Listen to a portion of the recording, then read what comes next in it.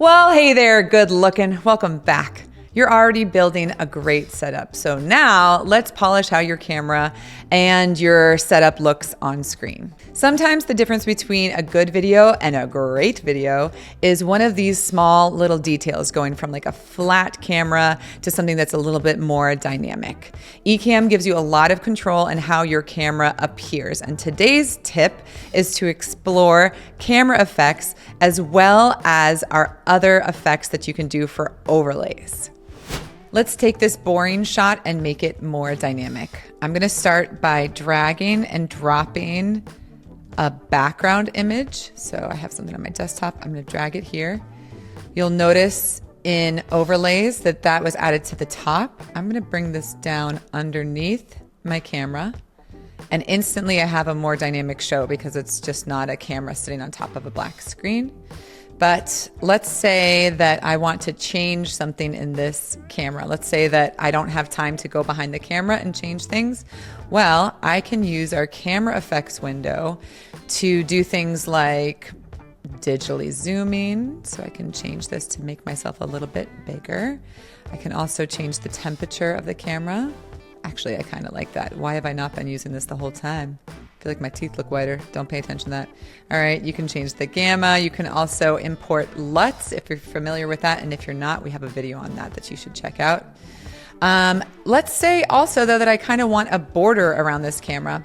If I click on this pen, it's going to give me a whole bunch of options that are really great. So I can do a border. I could do a gradient. I like to do this motion border. So what you do is select the colors that you want. So maybe I'll use our branded colors. Maybe I'll use a light blue. And the second color, I want to be this beige. I need more contrast. Let's do black and blue. You know what? I changed my mind. I want this to be orange. Because I can't make up my mind. All right. So let's say that I really like that. And now I also kind of want to add a little drop shadow on here.